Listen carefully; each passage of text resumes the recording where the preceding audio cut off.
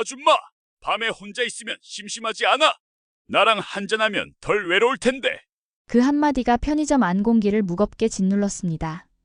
농담인지 진심인지 알 수 없는 술 기운 섞인 목소리. 나는 순간적으로 고개를 숙이며 미소를 지었지만 내 속마음은 얼어붙은 것처럼 움직이지 못했습니다. 수백 번은 들어온 말입니다. 그런데도 들을 때마다 낯설게 다가오고 매번 마음 한구석에 무언가가 스치듯 상처를 남깁니다. 나는 계산기를 두드리며 일부러 차갑게 대답했습니다. 손님, 계산 끝났습니다. 조심히 들어가세요. 그 아저씨는 잠시 멍하니 나를 보더니 맥주 봉지를 움켜쥐고 비틀거리며 나갔습니다. 자동문이 닫히는 소리가 편의점 안에 울렸고 그제야 긴장이 풀린 듯 내 어깨가 축 처졌습니다. 사실 나는 올해 42 돌싱입니다. 세상은 이혼한 여자를 다양한 이름으로 부릅니다. 누군가는 돌싱이라고 가볍게 줄여 부르고 누군가는 애 딸린 여자라며 속내까지 들여다보려 합니다. 그 말 속에는 은근한 비웃음과 편견이 섞여 있지요. 하지만 내겐 그런 수식어들이 아무 의미도 없습니다. 그냥 혼자 살아야 한다는 것, 내 삶의 무게를 내가 홀로 짊어져야 한다는 것, 그것이 전부입니다. 낮에는 집안일을 하며 허전한 시간을 보내고 밤이 되면 이곳 편의점 카운터에 앉아 세상의 끝을 지켜보듯 손님들을 맞이합니다. 내가 왜 밤 근무를 택했는지 묻는 사람들이 있습니다.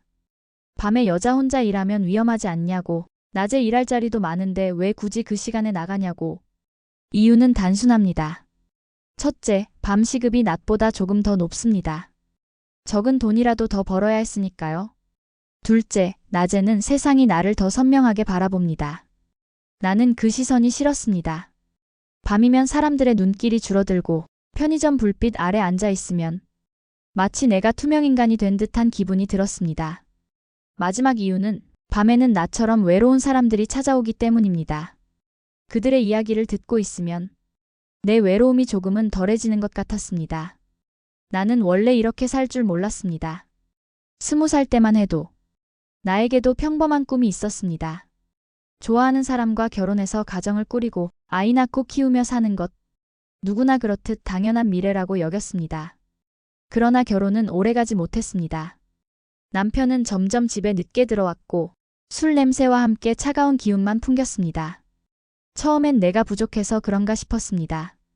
내가 더 참으면, 더 맞춰주면 언젠가는 예전처럼 돌아오리라 믿었습니다. 하지만 그 믿음은 산산이 부서졌습니다. 결국 그는 다른 여자가 있다는 걸 숨기지 않았습니다.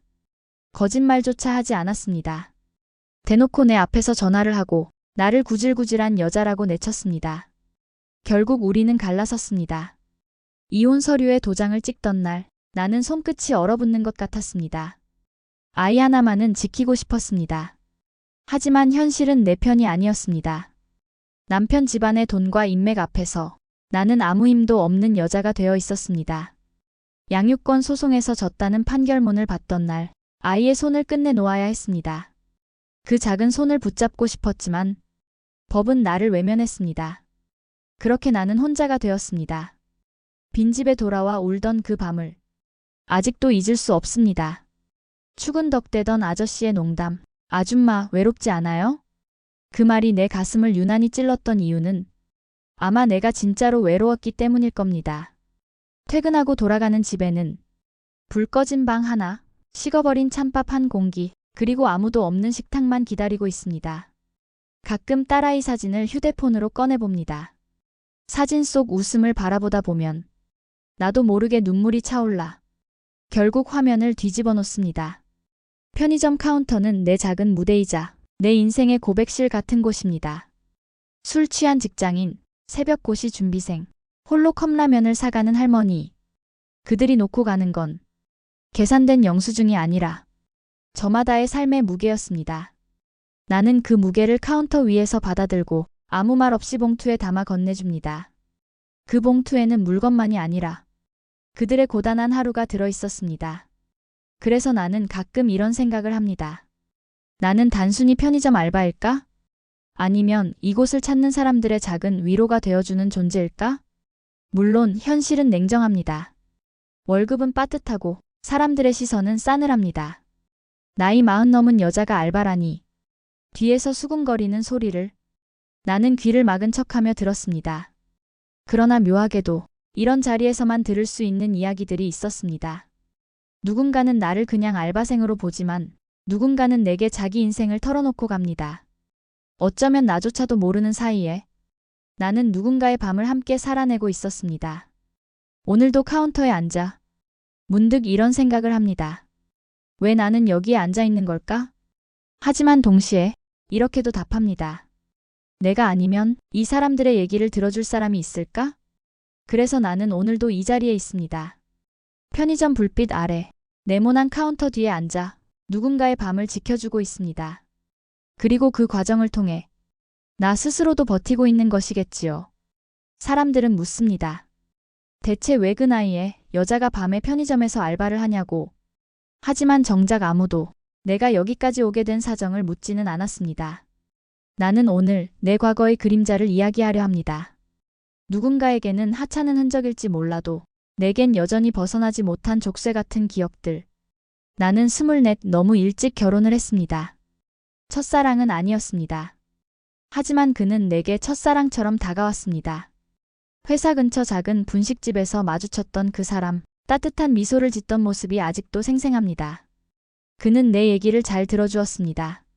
내가 가진 작은 꿈, 그리고 어릴 적 상처까지도. 세상 그 누구보다 나를 이해해 줄 것만 같았죠. 나는 서둘러 그에게 기대어 버렸습니다. 결혼을 하면 외로움이 사라질 거라 믿었습니다. 가정이라는 울타리가 나를 지켜줄 거라고 생각했습니다.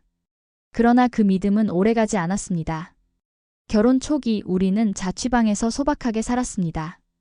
좁디 좁은 원룸이었지만 내겐 그곳이 세상에서 가장 따뜻한 공간처럼 느껴졌습니다. 하지만 시간이 지나면서 그는 점점 달라졌습니다.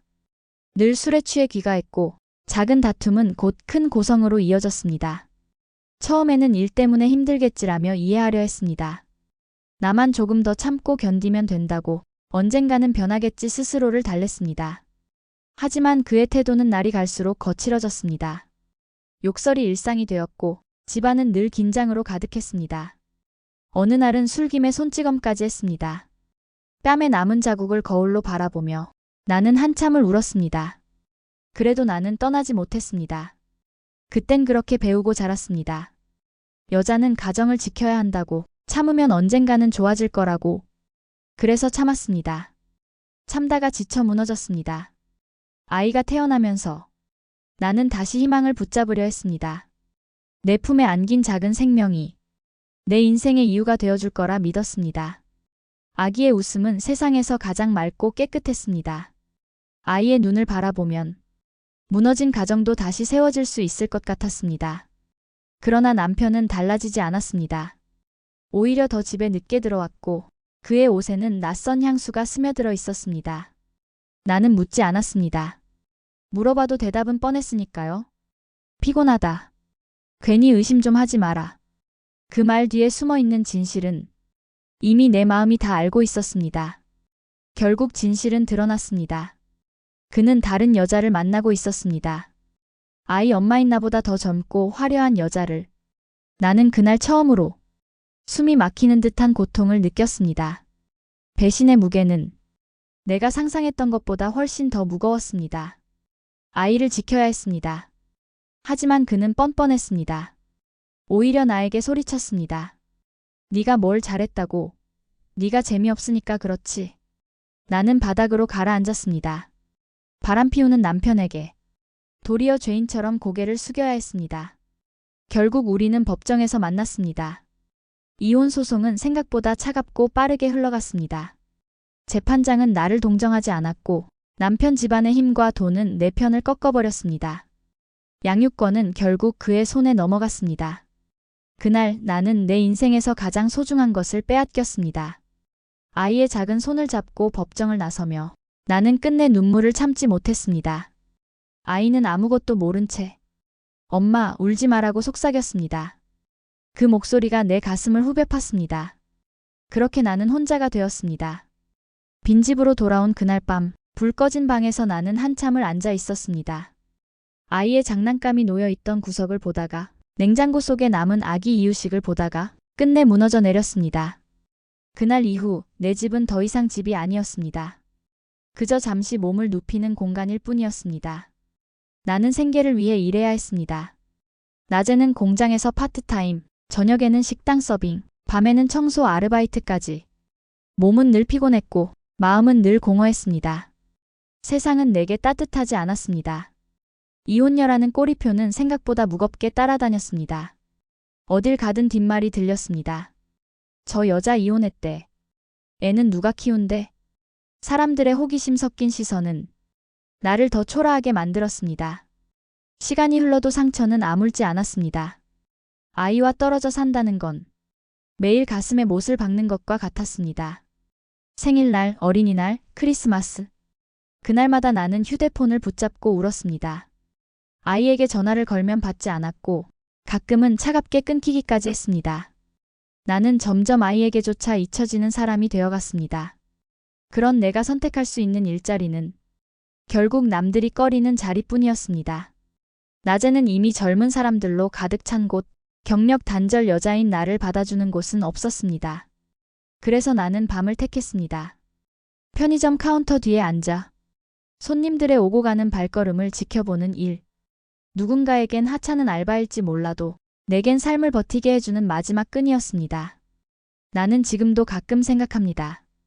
만약 그때 조금만 더 용기를 냈다면 내 인생은 달라졌을까? 하지만 답은 알 수 없습니다. 이미 지나가 버린 그림자는 되돌릴 수 없으니까요. 내 과거의 그림자는 여전히 내 뒤에 드리워져 있습니다. 밤마다 편의점 불빛 아래 앉아있는 나는 그 그림자와 함께 살아가고 있습니다. 그리고 그 그림자가 있기에 나는 오늘도 사람들의 아픈 이야기에 귀 기울일 수 있는지도 모릅니다. 편의점 카운터에 앉아있다 보면 사람들의 발걸음이 하나의 이야기처럼 흘러갑니다. 누군가는 잠깐 들러 음료 하나를 집어들고 나가지만 또 누군가는 오래 머물며 자신의 그림자를 흘리고 가기도 합니다. 오늘은 그 이야기들을 들려드리려 합니다. 내가 매일 만나는 그러나 세상 누구도 잘 모르는 사람들의 진짜 얼굴을. 첫 번째는 늘 밤마다 찾아오는 동네 아저씨입니다. 그는 퇴근 후 늘 술에 취한 모습으로 들어옵니다. 와이셔츠 소매에는 소주 얼룩이 배어 있고 눈빛은 풀려 있으며 걸음걸이는 비틀거립니다. 카운터에 맥주 2캔을 올려놓으며 언제나 똑같은 말을 내뱉습니다. 아줌마, 혼자 밤에 있으면 심심하지 않아요? 나랑 한잔하면 덜 외로울 텐데. 그의 말은 농담인지 진심인지 늘 애매합니다. 나는 습관처럼 미소를 지으며 대꾸하지 않지만 속으로는 복잡한 감정이 몰려듭니다. 솔직히 불쾌합니다. 하지만 동시에 그 말 뒤에 감춰진 외로움이 보입니다. 며칠 전에는 그가 이런 말을 하더군요. 집에 가면 불 꺼져 있고 아무도 없어. 그냥 여기라도 와야 살 것 같아. 그 순간 나는 아무 말도 할 수 없었습니다. 불편한 농담 뒤에 숨겨진 진짜 고백이 너무나 적나라하게 느껴졌기 때문입니다. 두 번째는 이른바 고시 준비생 청년입니다. 그는 새벽마다 찾아와 컵라면과 커피를 사갑니다. 안경 너머 피곤해 절은 눈빛, 손에는 늘 두꺼운 책이 들려 있습니다. 계산을 마친 뒤에도 나가지 않고 구석 테이블에 앉아 라면을 후루룩 먹으며 책장을 넘깁니다. 어느 날 내가 용기를 내어 물었습니다. 공부 힘들지 않아요? 청년은 웃으며 대답했습니다. 힘들죠. 근데 합격하면 다 잊혀지겠죠. 그의 대답은 씩씩했지만 그 웃음 뒤에 깔린 두려움은 가릴 수 없었습니다. 매번 시험에 떨어질지도 모른다는 불안, 부모님의 기대를 저버릴까 두려운 마음. 나는 그 마음을 읽을 수 있었습니다. 왜냐하면 나 역시 기대와 현실 사이에서 무너져 본 적이 있으니까요. 세 번째는 홀로 사는 할머니 손님입니다. 그녀는 늘 밤늦게 들어와 컵라면과 작은 과일 음료 하나를 집어갑니다. 할머니, 이 시간에 라면 드시면 속 안 좋아요. 내가 농담처럼 말하면 할머니는 껄껄 웃으며 대답합니다. 괜찮아. 나 혼자 사는데 뭐라도 뜨끈한 거 먹어야지. 그 말이 늘 내 마음을 아프게 했습니다. 할머니는 계산을 마치고도 쉽게 편의점을 떠나지 않았습니다. 내 앞에서 라면 뚜껑을 덮고 기다리며 이런저런 이야기를 풀어놓곤 했습니다. 젊었을 땐 남편과 시장에서 채소 장사를 했고 아이 넷을 키우느라 늘 바빴다고 했습니다. 하지만 지금은 혼자. 아이들은 모두 도시로 떠나 연락도 드물다고 했습니다. 내가 살아서 뭐 하나 싶다가도 이렇게라도 얘기 나누면 하루가 좀 덜 허전해. 그 말을 듣는 순간 나는 내 미래를 본 듯 가슴이 서늘해졌습니다. 네 번째는 불안정한 청소년 무리입니다. 가끔 새벽 2, 3시 교복 차림의 아이들이 편의점 문을 밀고 들어옵니다. 과자를 한 알음 들고 와서는 카운터 앞에서 킥킥대며 장난을 칩니다. 처음에는 시끄럽고 성가셨습니다. 하지만 그들의 웃음 속에도 어딘가 결핍이 보였습니다. 어느 날 그중 한 아이가 혼잣말처럼 말했습니다. 집에 있으면 답답해. 나가야 숨을 쉴 수 있어. 그 말에 나는 아무 대꾸도 하지 못했습니다. 그들의 가벼운 웃음이 사실은 무거운 현실을 견디는 방식일지도 모른다는 걸 그제야 알았으니까요. 이렇게 편의점 문을 열고 들어오는 손님들은 단순히 물건을 사러 오는 게 아니었습니다. 그들은 저마다의 외로움과 두려움, 혹은 작은 위안을 찾으러 오는 것이었습니다. 나는 카운터에 앉아 그들의 이야기를 받아 적는 듯한 기분이 들었습니다. 누군가는 농담을, 누군가는 눈물을, 누군가는 고백을 놓고 갔습니다. 그리고 나는 깨달았습니다. 나는 단순히 알바생이 아니었습니다. 나는 이 작은 편의점 안에서 누군가의 고단한 하루를 지켜보는 증인이었습니다. 축은 덕대는 아저씨의 불편한 농담, 청년의 두려움, 할머니의 고독, 청소년들의 결핍. 이 모든 것들이 모여 하나의 거대한 합창처럼 내 마음속에 울려 퍼졌습니다. 그래서 나는 오늘도 카운터에 앉아 있습니다. 때로는 침묵으로, 때로는 미소로, 그리고 때로는 한마디 위로로. 나는 그들의 밤을 함께 살아가고 있습니다. 하지만 이 모든 이야기 중에서도 가장 깊게 내 가슴에 남은 인물이 있었습니다. 바로 매일 나를 불편하게 만들었던 그 아저씨. 그의 불쾌한 농담 뒤에 숨어있던 충격적인 고백이 밝혀지는 순간 내 삶은 다시 흔들리게 됩니다. 그 이야기는 지금부터 이어집니다. 아줌마, 밤에 혼자 있으면 심심하지 않아? 나랑 한잔하면 덜 외로울 텐데. 또다시 그 아저씨였습니다. 이번에도 역시 술에 취한 걸음으로 편의점 문을 열고 들어왔습니다. 와이셔츠 소매에는 소주 얼룩이 묻어 있었고 넥타이는 반쯤 풀린 채 삐뚤게 걸쳐져 있었습니다. 늘 듣던 말이었지만 오늘은 유난히 더 마음이 무겁게 내려앉았습니다. 나는 애써 웃으며 대꾸했습니다. 손님, 계산 도와드릴게요. 조심히 들어가세요. 하지만 그는 쉽게 나가지 않았습니다.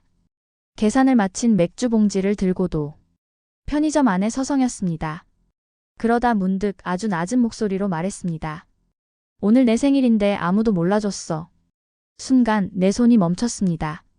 봉투를 건네던 손끝이 떨렸습니다. 그 말은 농담이 아니었습니다. 그의 눈빛은 잠시 또렷했습니다. 그 안에 숨어있던 것은 농담이 아니라 진짜 고독이었습니다. 나는 그 자리에 얼어붙은 듯 서 있었습니다. 생일 누구에게나 축하받아야 할 날. 하지만 그는 그날조차 혼자 술에 기대어 보내고 있었습니다. 아저씨는 잠시 침묵하다가 무거운 숨을 내쉬며 의자에 털썩 앉았습니다. 집에 가면 불 꺼져 있어요. 와이프랑은 오래전에 갈라섰고 애들은 나랑 연락 끊은 지 오래고 오늘 하루 종일 휴대폰에 아무 연락도 안 오더라고요. 회사 사람들도 친구도 아무도요. 그는 웃는 듯 말했지만 그 웃음은 금세 부서지고 말았습니다. 나는 무슨 말을 해야 할지 몰랐습니다. 지금까지 불쾌했던 그의 농담이 사실은 외로움의 다른 얼굴이었다는 걸 그제야 깨달았기 때문입니다. 그는 계속해서 중얼거렸습니다. 사람들이 나를 꼰대라고 해요. 회사에선 후배들이 뒤에서 비웃고 집에 가면 불 꺼진 방만 나를 기다리고 나도 그냥 누군가랑 얘기하고 싶었던 건데 그게 왜 이렇게 어려운 걸까요? 그 말에 나는 목이 메었습니다. 나 역시 그런 날이 있었기 때문입니다. 아무에게나 울며 기대고 싶었던 날들.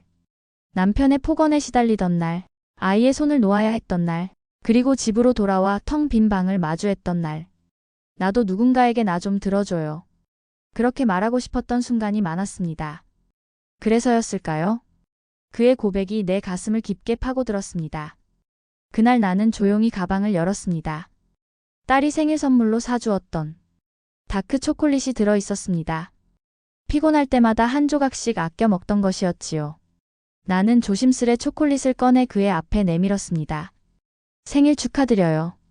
기분이 조금은 나아지실 거예요. 아저씨는 순간 멍하니 나를 바라보았습니다. 눈동자가 떨렸고 손끝이 미세하게 흔들렸습니다. 그는 천천히 초콜릿 포장을 열어 한 조각을 입에 넣었습니다.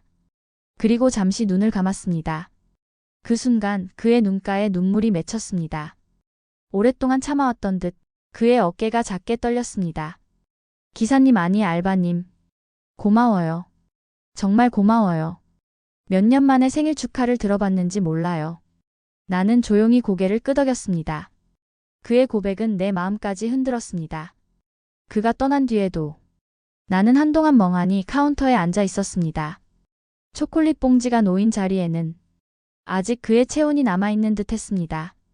그날 이후 나는 그를 다르게 보기 시작했습니다. 매일 불편했던 농담이 사실은 외로움의 신호였다는 걸 알게 되었으니까요. 며칠 뒤 그는 다시 편의점에 찾아왔습니다. 이번에는 술에 덜 취한 모습이었습니다. 그는 내 앞에 앉아 말했습니다. 저 사실 매일 여기 오는 이유는 그냥 사람이 되고 싶어서예요. 집에 있으면 내가 존재하지 않는 것 같거든요. 나는 잠시 숨을 멈췄습니다. 사람이 되고 싶다. 그 말은 내 가슴을 강하게 때렸습니다. 나 역시 그랬습니다. 이혼녀, 돌싱, 알바생. 세상은 나를 늘 꼬리표로 불렀습니다. 하지만 나는 그냥 한 사람으로 인정받고 싶었습니다. 그날 우리는 처음으로 서로를 바라보았습니다. 그는 손님이었고 나는 알바생이었지만 그 경계가 무너지는 순간이었습니다. 그 후로도 그는 종종 찾아왔습니다. 때로는 술에 취한 모습으로, 때로는 멀쩡한 모습으로. 하지만 한 가지는 늘 같았습니다. 계산을 마치고 돌아가기 전 그는 늘 이렇게 말했습니다. 오늘도 고마워요. 여기 있으면 내가 사람인 것 같아요. 나는 깨달았습니다. 그의 불편한 농담 뒤에는 누구도 들어주지 않았던 외로움이 숨어 있었다는 것을. 그 외로움이 언젠가 내 외로움과 맞닿았습니다. 그리고 그날 이후 나의 편의점 카운터는 단순히 물건을 파는 공간이 아니라 누군가의 외로움을 받아주는 작은 피난처가 되었습니다. 사람은 언제 가장 크게 흔들릴까요? 누군가의 말 한마디에 무너질 때도 있지만 때로는 아주 사소한 따뜻함에 다시 일어설 때도 있습니다. 나는 그 아저씨의 생일 고백 이후 내 마음의 균형이 달라지기 시작했습니다. 그날 이후 편의점은 달라 보였습니다. 같은 손님, 같은 물건, 같은 시간대였지만 나는 사람들의 눈빛을 더 깊게 들여다보게 되었습니다. 매번 농담처럼 들렸던 말 속에서도 계산대 위에 놓인 동전과 지폐 속에서도 사람들의 고단한 하루가 묻어 있었습니다. 나는 깨달았습니다. 내가 매일 상대하는 건 단순히 소비자가 아니라 저마다의 상처와 외로움을 가진 사람이라는 걸. 며칠 뒤 고시 준비생 청년이 다시 찾아왔습니다. 늘 그렇듯 컵라면과 커피를 집어들었습니다. 이번에도 편의점 구석에 앉아 책을 펼치더니 라면을 후루룩 먹으며 공부를 이어갔습니다. 그런데 이날은 달랐습니다. 그는 라면을 다 먹고 자리에서 일어나더니 계산대 앞에 서서 나지막하게 말했습니다. 아줌마, 저 이번에 시험 떨어졌어요. 그 목소리에는 씁쓸한 웃음이 섞여 있었습니다. 나는 순간 무슨 말을 해야 할지 몰랐습니다. 위로한다고 쉽게 나올 수 있는 말이 아니었으니까요. 그래서 그냥 조용히 물었습니다. 그래도 포기할 건 아니죠? 청년은 잠시 멍하니 있다가 피식 웃으며 대답했습니다. 네. 다시 해보려고요. 사실 이렇게 말할 데가 없었는데 그냥 말하고 싶었어요. 그 말에 나는 깨달았습니다. 사람들은 완벽한 답을 원하는 게 아니었습니다. 그저 들어줄 귀 하나면 충분했습니다. 또 다른 날 할머니가 컵라면과 과일 음료를 들고 왔습니다. 늘 그렇듯 허어 웃으며 계산을 마쳤습니다. 그런데 이날은 계산을 마치고도 쉽게 발걸음을 떼지 않았습니다.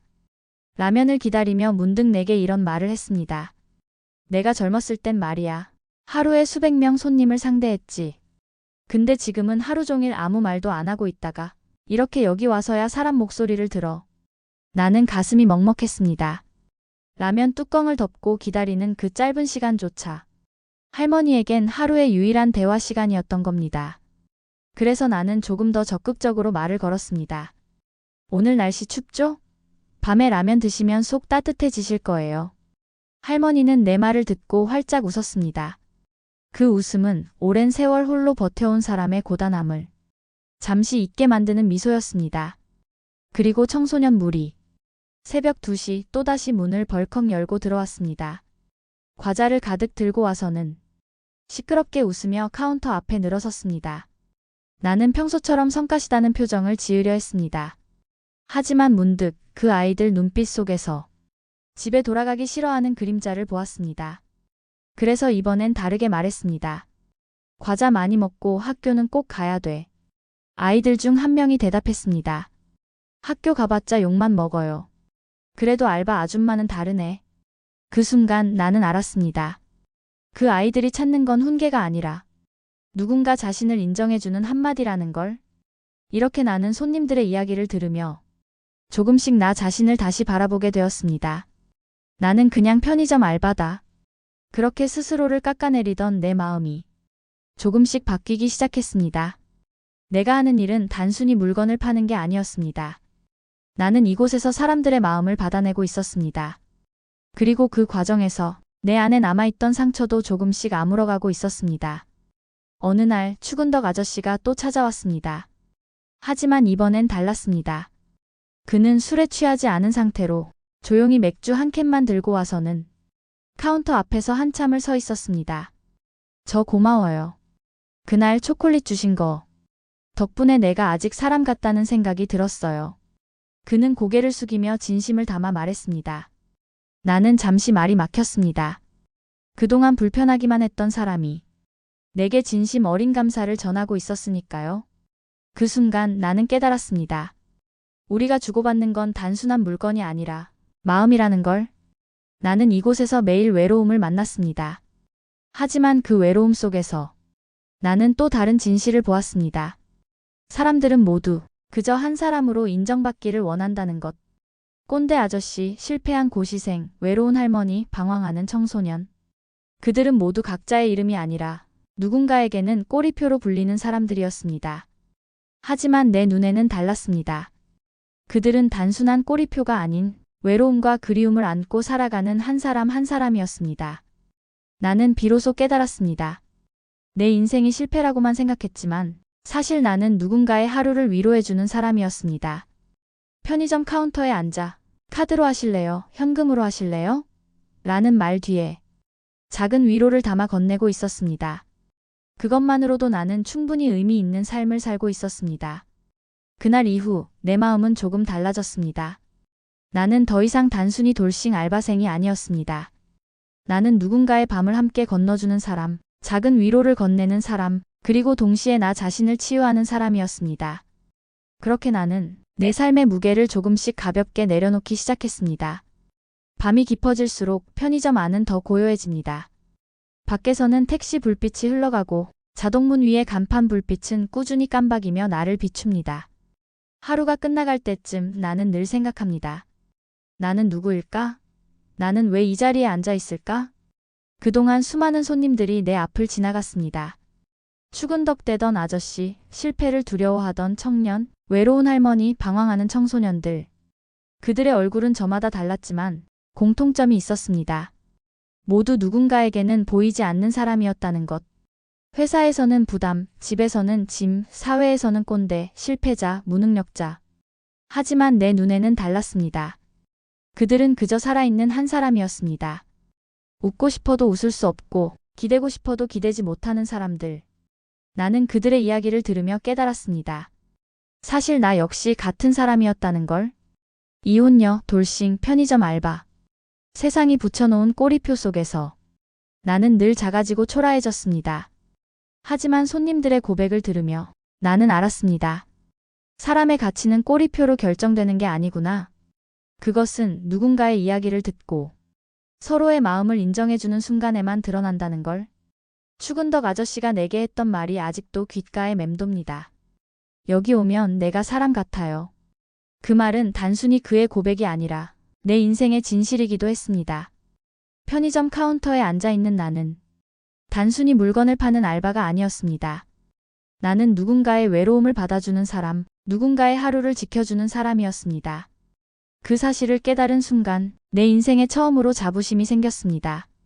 실패한 아내도, 버려진 여자도, 그저 돈을 벌기 위해 편의점에 앉아있는 알바도 아닌 나는 누군가의 이야기를 들어주는 증인이자 따뜻한 마음을 건네는 사람이었습니다. 그 깨달음은 내 삶의 무게를 가볍게 했습니다. 더 이상 나는 과거에 얽매이지 않았습니다. 나는 매일 새로운 삶을 살고 있었으니까요. 요즘은 가끔 꿈을 꿉니다. 언젠가 내가 직접 작은 카페를 운영하는 꿈. 커피와 차를 내어주며 지금처럼 사람들의 이야기를 들어주는 공간을 꾸미는 꿈. 그곳은 단순히 음료를 파는 가게가 아니라 마음이 지친 사람들이 잠시 머물다 갈 수 있는 쉼터가 될 겁니다. 어쩌면 그것이 내 인생 두 번째 여정일지도 모릅니다. 하지만 지금 당장은 이 편의점 카운터가 내 자리입니다. 나는 여전히 알바 조끼를 입고 바코드 리더기를 들고 현금이세요? 카드이세요? 라고 묻습니다. 겉보기엔 달라진 게 없지만 내 마음은 완전히 달라졌습니다. 나는 더 이상 누군가의 대리 인생을 살아가는 사람이 아닙니다. 나는 내 인생의 주인공입니다. 그날 밤 마지막 손님을 배웅한 뒤 나는 편의점 불을 끄고 밖으로 나섰습니다. 새벽 공기가 차갑게 스며들었지만 내 마음은 따뜻했습니다.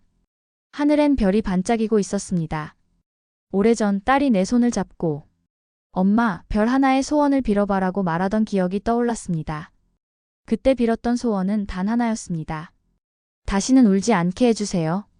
그런데 이제는 달랐습니다. 나는 울어도 괜찮다는 걸 알게 되었습니다. 눈물이란 내가 여전히 살아있다는 증거니까요. 편의점 유리문에 비친 내 얼굴은 예전보다 환하게 빛나고 있었습니다. 나는 속으로 중얼거렸습니다. 그래, 이제 나는 나답게 살 거야. 더 이상 숨어 있지 않을 거야. 그리고 미소 지었습니다.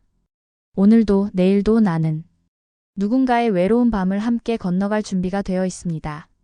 인생은 목적지가 아니라 여정입니다. 그리고 나는 지금 그 여정의 한가운데 서 있습니다. 나는 더 이상 돌싱 알바가 아닙니다. 나는 한 사람의 마음을 들어주는 작은 등불입니다. 편의점의 네온사인 불빛처럼 누군가의 어두운 밤을 비추는 작은 빛입니다. 오늘 이야기를 들어주신 여러분 감사합니다. 여러분도 누군가의 이야기를 들어줄 수 있다면 이미 그 순간 당신은 누군가의 세상을 바꾸는 사람입니다. 그러니 잊지 마세요. 우리는 모두 그저 한 사람으로서 존중받을 자격이 있다는 것을. 그리고 당신 역시 당신 인생의 주인공이라는 것을. 끝까지 함께 해주셔서 감사합니다. 좋아요와 구독은 인생가TV에 큰 힘이 됩니다. 인생가TV는 시청자 여러분의 사연으로 만들어집니다. 여러분의 이야기를 보내주세요. 다음 주인공은 바로 당신일 수 있습니다.